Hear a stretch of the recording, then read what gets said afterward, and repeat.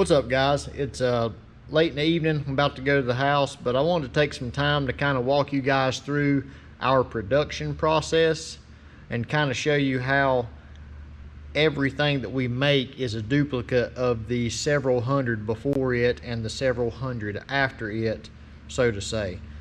So we take a lot of extra steps to ensure quality control, especially with our tubular and our chromoly parts. We have fixtures for everything, and there's just a process that all this tubing goes through to ensure that it's always going to be what we say it is, and that you're not going to have any issues on your installs. Sometimes people might have questions. I get messages all hours of the night, emails, different things. It's not too terribly often, but some people just ain't comfortable as others doing fabrication, and sometimes they need just a little bit of help or assistance, and we never mind doing that, especially if you can send us pictures of what you're dealing with, and that's usually easier because I can put a visual to what you're saying and kind of guide you through it, or Joey can, or whoever. It'll just be me and Joey obviously at this point, but yeah, we never mind doing that. You buy our product, you support our business, we never mind helping you with your installs and stuff. But sometimes we get customers that blame it on a faulty part, or something isn't bent correctly, or something like that. And nobody's perfect. We're not claiming to be perfect by any means, but especially with our tubular front kit parts and our parachute mounts and pretty much all of our chromoly made parts, we have a fixture for every single bar, every hole that is drilled, and everything. So every part is exactly the same. And sometimes the bender the calibration might get off in the bender or something. That is noticed immediately, because when we make the first bend of the first tube of the first run of that particular part number or variation, it is verified in a tubing fixture, and if it is 1 degree off, it will not go down in the fixture. Therefore, it cannot be welded to a plate. Therefore, it can't be used at all, and we have to start from, not from square one, but we have to double check everything, recalibrate things, whatever needs to be done to ensure that the 50 other tubes that we're about to bend isn't screwed up. So just going to show you a couple of fixtures and show you how we cut the stuff, the process where it goes from a 24-foot piece to a finished part that's already notched. So let me get my camera stand folded up. We'll go back here. When we get the tubing in off the truck, it's usually big long stacks like this. This is some 1 1/4 we've got. We've got some 1 5/8 over there. What's left of a big huge stack of 1 5/8 there. We've got a couple part-time guys that come in here late in the evening. Mark is one of them. Mitchell is another one. They just put in a couple hours a day just to make some side money, and they do our cutting and bending and notching for most of our tube front kits. Me and Joey do all the finish work, the cleanup work, the welding, get them in the fixtures, get them assembled the way they need to do, packed up and out the door. But right here is our bandsaw. You can see Mark has his jig there for the length. Every tube has its own length. We use a particular program to optimize where we don't have a lot of waste. You can see 2 full baskets over here of waste. This is when we used to not be able to optimize, and all of our bends that we end up screwing up or something, we don't never throw that stuff away, because chromoly is getting out the roof expensive, and we're not just going to throw that stuff away, because we can use it on down the road on something else if we need some scrap. But everything has its own length. Like, really don't know what length this stuff is.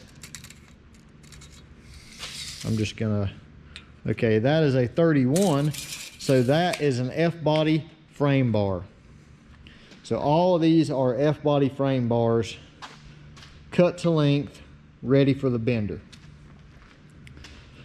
All these other lengths here, we've got various other tubes that go. It might not be with the F-body kit, it might be the Mustang kit or something else, or it might be something completely unrelated. I believe our parachute mount parts and stuff are over on that rack and that one as well. But everything has its own length, you know, pre-bending process. So then after it is cut here, every length, we come over here, we have a booklet, which I'll show you over here. We have a booklet with all of our bending programs, all of the diameter of the tubing, what length they are, and everything. So we do use a JD Squared Model 54 bender at the moment. We just got this last end of last year, or maybe fall of last year. It's kind of helped optimize our bending. We was doing it on that little Model 32 there, and we were just about to wear that thing out. So every bend has its own program. Program is set. Tube goes in here. We always wipe the tube down, get all the trash off of it so it don't, you know, scar up the followers and stuff in the bender. And it gets bent. Well, once that tube is bent, then it goes to a fixture. Whoa, whoa, whoa, whoa, whoa. You forgot a step. We notch it and then miter cut it before it goes to the fixture. You'll remember here in a minute and you'll tell them about it. And just for example, these are the tower bars for the F-body. They're 1¼ 065. This is the tower bar weld fixture. You have tube nest here.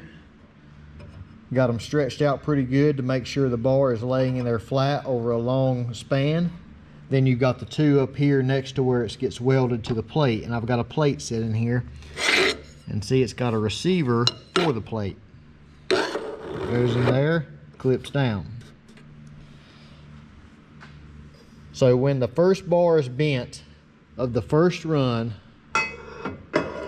we put it in the tube fixture to make sure it rests all the way down there. We never want to, you know, force the thing in there.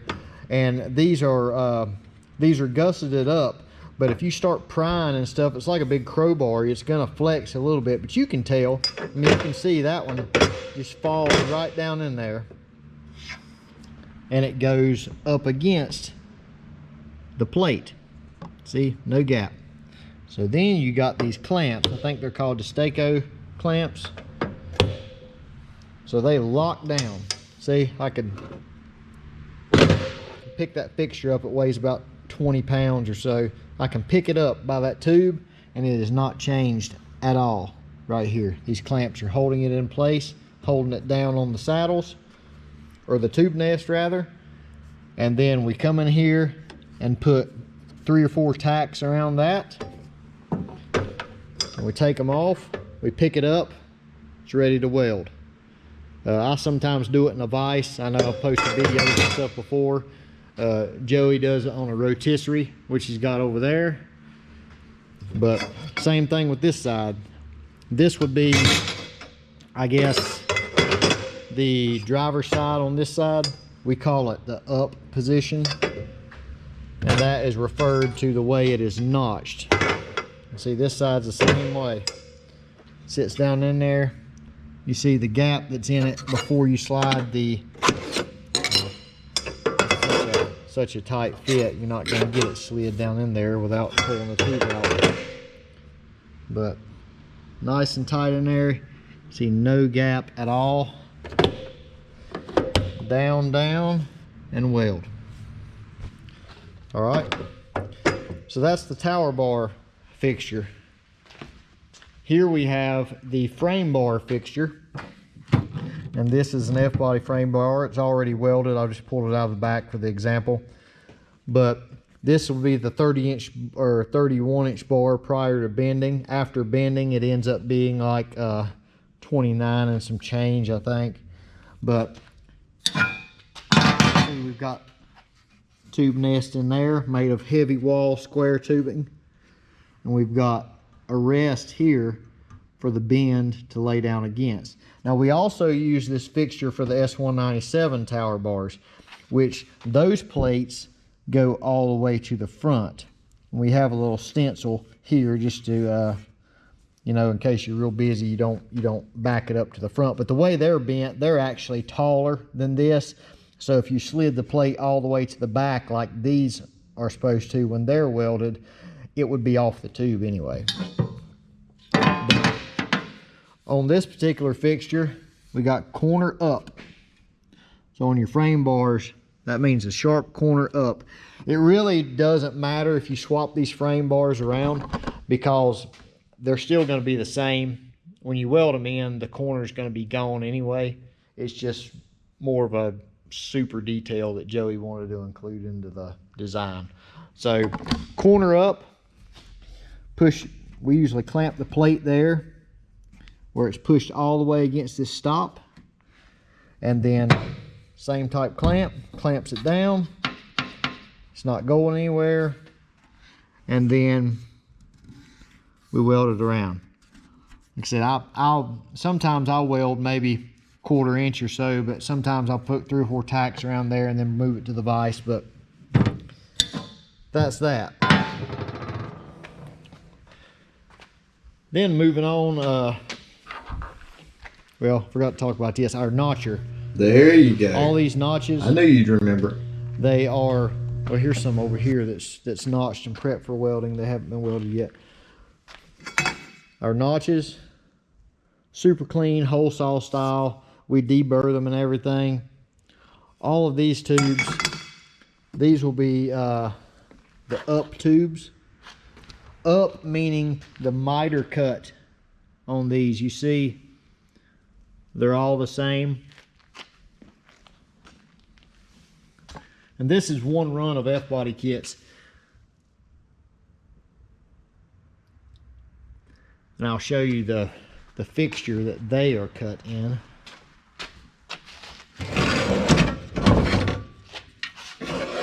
Sit it on the ground here where you can, well, I'll set it up on top of the tubes. Don't knock them down.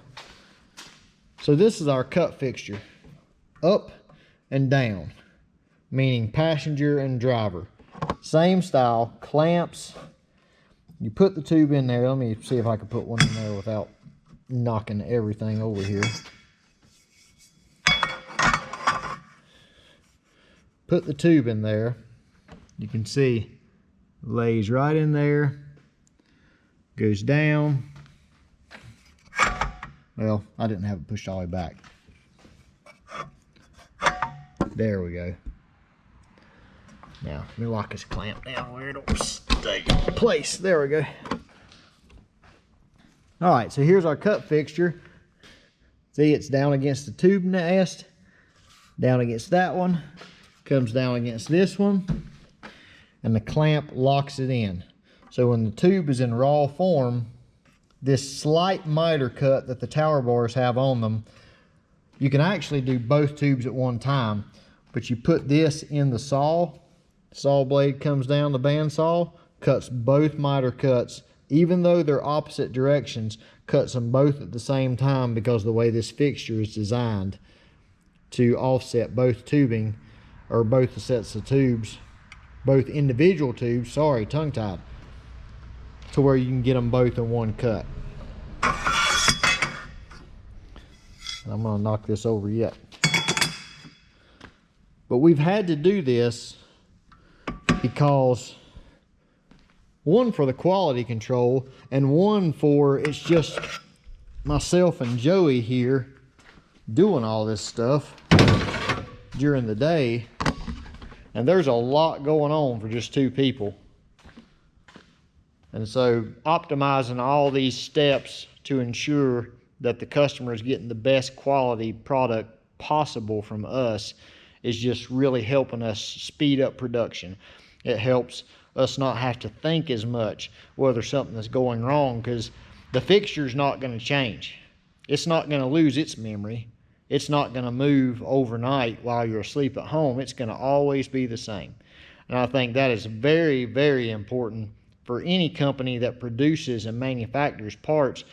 You know, I was stuck in that stage where I was building a lot of stuff one-off. That's how this company started. I built parachutes one-off at my house. I had a flange fixture that was drilled in my table, and it was very, very primitive. It worked, but I really didn't know what I was doing back then as far as reproducing products and being able to do it efficiently and stuff. So with bringing Joey on and stuff, that really did help, because he's very savvy with the CAD programs and engineering and stuff. So he's really helped bring that a long way. But going to the notching part of it, these are all notched a certain depth.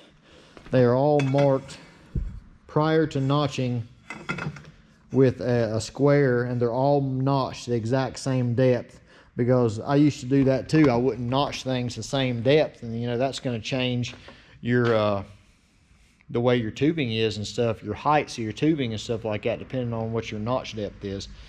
So all of that has been, you know, double checked every time. It's marked where all the tubes are going to lay the same and all their notches are going to be the same. That's why when we look at that cart over there, it looks like a mirror image of everything across there.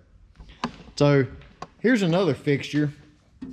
This is our 4th gen parachute mount fixture, which this plate back here is a duplicate of the plate that is on the parachute mount. It's just, you know, fixed in place. We've got tube nest here that the stand rests in. Then we've got another tube nest that the tube goes in. And because our parachute mounts are different, to keep the slide coming out right above the license plate between the Trans Am and Camaro, we have a lift for the Camaro version. And that also lines up with these end pieces whenever you get in. We also have our gussets, you know, where you can line them up, clamp them and weld them where they'll be flat and stuff. I'm trying to think of anything I've left off. I guess I can show you. We've got a ton of fixtures over here. This is our rack of fixtures. This is not all of them. This is just some of them. We've even got fixtures for our parachute clevises. This is one of our parachute clevis fixtures. Put it up here in the light where you can see it. Our clevises here, they're unassembled. You get them laser cut and bent, and they're all hooked together. We knock them apart with the bandsaw. But there's a lot of little pieces to them. We do all pusher style clevises now, so we've got these little pieces here that we got to weld on, and we've got small little tubing that we weld on also. So this fixture, clevis goes in upside down, tubing lays in there, your flanges go here. You're able to weld the clevis while it's got a pin in it, so it keeps it straight. Then you come over here, put the clevis on this piece. After it's assembled here, the tubing lays in here, and depending on, all this tubing is pre-drilled. These hadn't been drilled yet, but trying to see, I don't think we have any that is drilled, but they're all pre-drilled in a drill fixture also, which we have on the other side of the shop. And depending on which one it is, this bolt will go through the drill hole, which will align the clevis where it is level whenever it's bolted up to the parachute mount. So after that, we have a fixture to weld our stands on. We have another fixture over there that puts the stand to the slide in a level position. I could just go on and on about, you know, the extra steps that we take to ensure that things are correct. Well, I hope this video has been pretty informative on how we produce stuff, the stuff we sell on the website and stuff like that. I just want everybody to know that we're taking every precaution that we can to ensure that pieces, when they leave here, they are exactly what we say they are. There's really, with how many steps we have put in place that all these different tubes go through when they are produced for front end kits, parachute mounts, or whatever, there's no way that they can really make it through all those processes without even a simple mistake being caught. Because eventually it might make it through bending, it might make it through notching, but when you go to weld it in a fixture, if the tube won't go in the fixture, it's not going to weld. So those processes help us because we've got a lot on our plate, and if we didn't have these known ways that these things have to fit in these fixtures, then that would leave a lot of ground open for us to make errors on different things that we sell. So that's the steps we're taking. I just wanted to show you guys that tonight. Please, if you're a customer that's bought our product, be the customer that understands that you might be interpreting the instructions wrong, or you might be installing it wrong, and we want to help you through that. But don't be the customer that the first thing you say is this bar is wrong, or this plate's welded on incorrectly, or something like that. Don't be the one that instantly calls out a flaw in a company's product. I've seen people for years bash other companies' products that I have never had a problem with. I've installed people's stuff that I hear them talk junk about for years and years and years, and never, I mean, it's been super good quality. And the chances of that one person getting a bad part when so many other people are having great luck out of it is, especially if it's like a machined part, or if it's something that's made in groups of 100 or something like that. I could understand if it's one-off parts and things might not fit because it was just some kind of custom deal. But if it is things that are being done in groups of 50, 100, 200, 300, and all the other ones are right, and somebody all of a sudden comes off and says that one out of that whole run is wrong, the chances are pretty slim. And just try to be the customer that doesn't straight go to blaming the product. Just know that these products from any company, whether it be us or whatever, are designed to be put on a certain way, and there is usually not a whole lot of variation of measuring or the way they're needed to be installed that can be tolerated and it still work out right. So, I mean, I've been guilty. Years ago, I installed some stuff and I didn't think it fit worth a crap. Now, use the same exact stuff and it fits great. It's not, I mean, and I know, you know, some companies have really increased their quality control and stuff like that, and I can see that, but I look back and my fabrication experience might not have been where it needed to be to even be messing with that stuff. So, just from I mean, like I said, we don't get many emails or any nasty people or something like that, but I really, it kind of rubs me wrong whenever somebody jumps straight to like a faulty product. And I mean, I see it with other companies. I see it with ours sometimes. And I don't even know, when I see it online, somebody posts bashing another company or something like that, you know, they might have junk products. But the first thing that comes in my mind is that, you know, if so many other people are praising the company and you got one bad apple, then it might be somebody that just didn't understand what they was getting into and didn't know how to install or didn't know how to use the product correctly, and the first thing they're going to do is fire off online about the company. So don't be that person.